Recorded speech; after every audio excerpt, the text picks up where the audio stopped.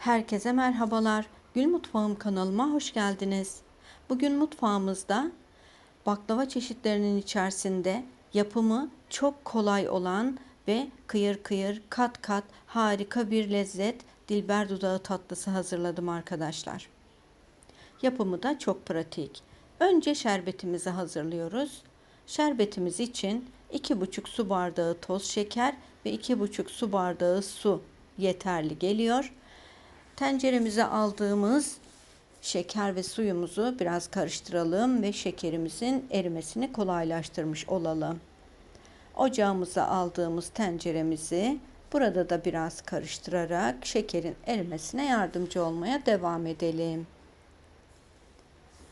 Şerbetimizin içerisine ekleyeceğimiz bir dilim limonumuzu da hazırlayalım ve içerisine atalım. Birlikte kaynamaya bırakıyoruz arkadaşlar. Kaynamaya başladığı zaman arada bu şekilde kontrol edin. Şerbetimiz gördüğünüz gibi tam bu kıvamda kaynamaya başladığında saatinizi tutun ve tam 10 dakika daha fokur fokur kaynatın arkadaşlar. Kıvamı ağırlaşacak ve yavaşça akabilen güzel bir akışkanlık elde ettiğinizde de kapatın.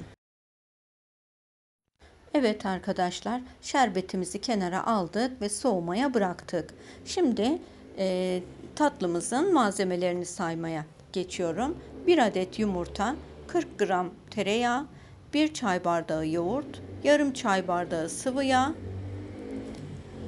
3 su bardağı un, 1 paket kabartma tozu, ceviz ve fındığı rondodan geçirdim. Hamurumuzu açmak için nişastamız ve 1 yemek kaşığı da sirkemiz var. Yumurtamızı kabımızın içerisine alarak başlıyorum. Oda sıcaklığında yumuşattığım tereyağımızı da alıyorum. Yoğurdu ilave edelim ve içerisine sıvı yağını da katalım ve karıştırmaya başlayalım. Bu şekilde birbirine karıştırarak ilk işlemimizi yapalım. Sirkemizi de ilave edelim arkadaşlar.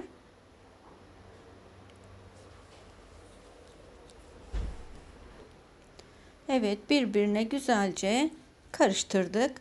Şimdi diğer malzemeleri ilave etmeye başlıyorum. Önce unu döküyorum. 3 su bardağı 200 mililitrelik su bardağı kullanıyorum. Yavaş yavaş ilave edelim. 1 paket de kabartma tozumuzu dökelim içerisine. Ve hamurumuzu yoğurmaya başlayalım. İçerisine katmış olduğum oda sıcaklığında beklettiğim tereyağımız daha yumuşak olabilirdi ama neyse, şimdi ben onu elimle güzelce ezerek karıştırdım. Zaten hava sıcak ve çok çabuk eriyip içerisinde hamura karışacak. Unu ilave etmeye devam ediyorum. 3 su bardağı un yeterli gelmezse yanınıza biraz daha fazlaca un alın. Çok fazla gerekmiyor arkadaşlar. Yaklaşık yarım su bardağı kadar belki ilave edebilirsiniz. Toplamda 3,5 su bardağı ununuz yanınızda bulunsun. Ve hamurumuzu gördüğünüz gibi katlaya katlaya yoğurmaya devam edelim. Gerektiğinde de un ilavesi yaparak. Çok güzel bir hamur elde ediyoruz. İpek gibi olacak ve açılışı da çok kolay. Sizi hiç zorlamayacak. İlk defa baklava yapacak veya tatlı hazırlayacak olanlar için çok güzel bir tarif. Mutlaka tarif defterinizin en üst köşesine yazın ve kenarına da bir yıldız atın arkadaşlar. Çok beğeneceksiniz ve severek yapmaya devam edeceksiniz.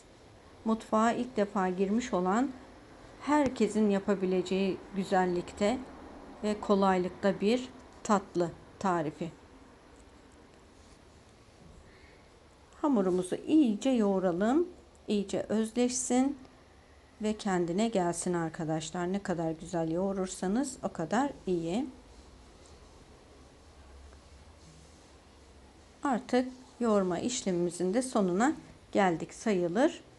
Şimdi Toparlayalım.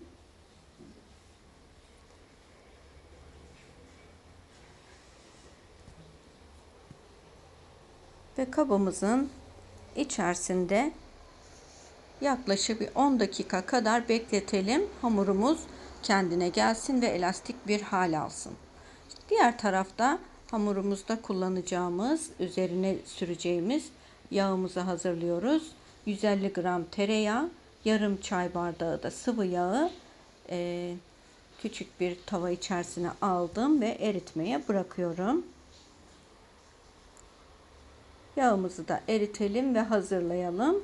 Onu da kenarda hazır bekletelim. Gördüğünüz gibi artık o da hazır.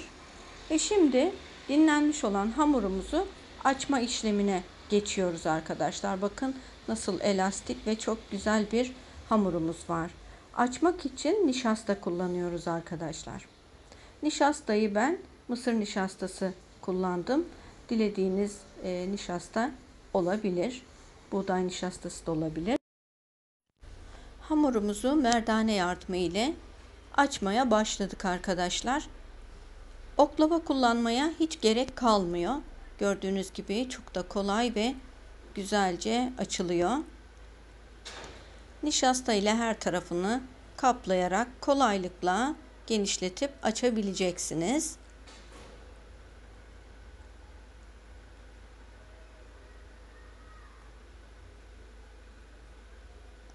Çok elastik, gördüğünüz gibi kolayca genişliyor arkadaşlar. Çok fazla, çok büyük bir şekilde genişletmenize gerek yok. Biraz daha geniş yapacağız. Şöyle yuvarlak bir form vermeye çalışacağız. Sonrasında katlama işlemine geçeceğiz. Evet arkadaşlar, biraz daha açarak genişletme işlemimi bitireceğim.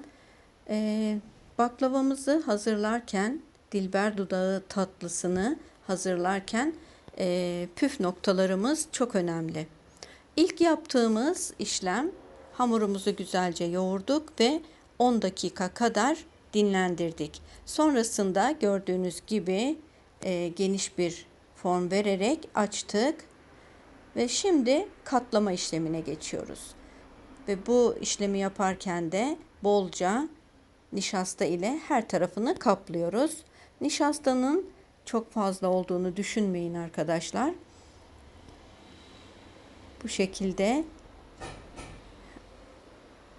4'e katladık. Kare bir form verdik. Şimdi de uçlarını katlayıp zarf şeklinde bir form veriyoruz. Gene üzerini nişasta ile kapladık. Şimdi diğer uçlarını da kıvırıp ilk başta yaptığımız gibi beze haline getirip kabımızın içerisine aldık. Gene üzerini nişasta ile kapatıp bir kapak yardımıyla de dinlenmeye bıraktık. Burada da 10 dakika kadar dinlendirdik. Hamurumuz tam bir kıvam aldı. Yumuşacık, elastik, harika bir tatlı hamuru hazırladık. Şimdi açmaya başlayacağız ve tatlımızı artık tepsi için hazırlayacağız. Merdanemizi hamurumuzda hiç fazla bastırmadan ve hamurumuzu incitmeden yavaş yavaş açıyoruz arkadaşlar. Buradaki açma işlemimiz çok önemli. Bakın altı çevirdim ve katladığım kıvrımlar bunlar. Hamurun çatlakları değil. Tabii siz dilerseniz diğer taraftan da açabilirsiniz. Ben çevirmişim ve bu şekilde açıyorum. Hamurunuzun yırtılmaması için çok fazla bastırmadan bolca nişastanızı serperek açmaya devam edin. Zaten çok kolay bir şekilde açılacak ve genişleyecektir. Sizi hiç yormayacak çok güzel bir hamur çünkü. Burada yavaş hareket etmemizin tek sebebi yırtılmaması. Ben sürekli ortadan açmaya çalıştığım için ortayı biraz parçaladım. Sizler buna dikkat edin. Kenarların ince olması da çok önemli arkadaşlar. Kenarları da inceltin.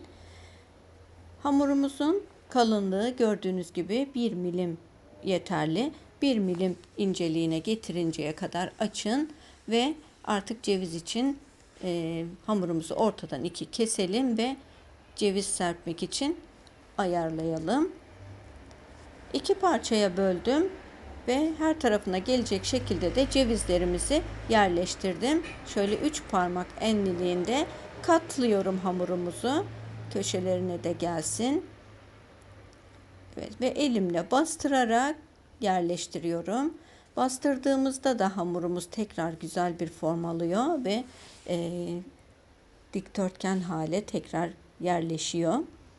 Diğer hamurumuzun üzerine de cevizlerimi bolca serpiyorum.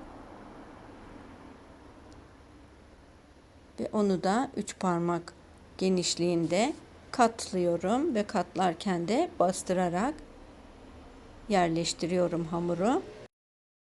Evet, katlama işlemimiz bitti. Şimdi buraları temizleyeyim ve tepsimiz için artık hazırlığa geçeceğim. Son defa üzerine şöyle biraz bastırıyorum ve bir bardak yardımı ile kenarlarından keserek tatlımızın şeklini çıkartıyorum. Bakın, hem de çok kolay bir şekilde kesiliyor. Bu şekilde çok güzel bir şekli de var. Görüntüsü de, lezzeti de çok hoşunuza gidecek. Daha önce ben oklava kullanmayı bilmiyorum, tatlı o yüzden yapamıyorum diyen arkadaşlarımız varsa hiç korkmadan bu güzel tatlıyı hazırlayabilirsiniz. Tepsimize de dizelim arkadaşlar. Hamurumuzu bu şekilde yuvarlak çıkarttık ve geriye kalan parçalar da pişirmeye çok müsait ve çok da güzel. Bunları da sakın atmayın. Ayrıca pişirin ve evde ev ahalisine yedirirsiniz arkadaşlar. Diğer hamurumuzu da aynı şekilde yapalım. Onu da tepsimiz için hazırlayalım. Bakın, gördüğünüz gibi çok da şeker, güzel bir görüntüsü var. Çok da keyifli hazırlaması.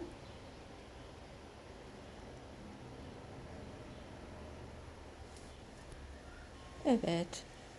Hamurlarımızı da alıyoruz, artanları. Tepsimize de diziyoruz.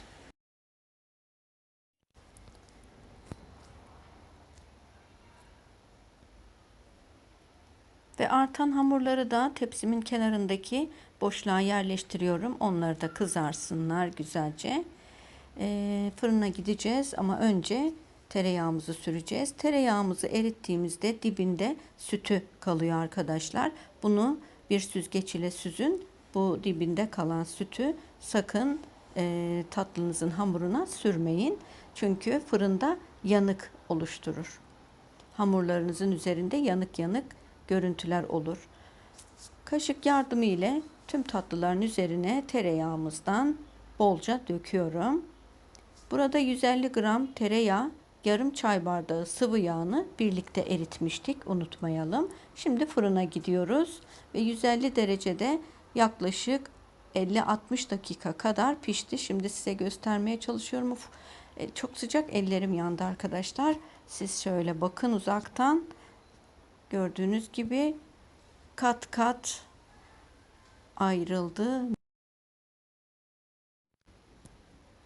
Nefis bir şekilde pişti arkadaşlar. Tatlımız için hazırladığımız şerbetimiz de soğudu. Ağır, güzel bir kıvamı var. Şimdi şerbetimizi sıcak olan tatlımızın üzerine döküyoruz. Burada püf noktası, şerbetimiz soğuk, tatlımızın hamuru sıcak olacak. Ve döktüğümüz şerbeti içine çekiyor. Çok nefis bir lezzet hazırladık. Hepinizi mutfağa davet ediyorum. 1 saat içerisinde kolaylıkla hazırlayabileceksiniz. Ve hiç yorulmayacaksınız. Yaptığınıza değecek ve çok büyük beğeni alacaksınız. Emin olabilirsiniz. Yapacak olan herkese şimdiden kolaylıklar diliyorum. Şöyle bir tane yakından da göstereyim tekrar size. Bakın nasıl kat kat oldu, kat kat arkadaşlar. Çok şahane oldu. Şerbetli halini de gösterelim. Hepinize afiyetler olsun. Videomu beğendiniz ise lütfen beğeni ve yorum yapmayı unutmayın. Kanalıma da abone olursanız bildirim zilini de açmayı unutmayın. Gelecek olan yeni videolardan ilk önce sizler haberdar olun. Sizler için hazırladığım bu güzel lezzetleri de bunları da izlemelisiniz ve bunları da tariflerimi de denemelisiniz arkadaşlar.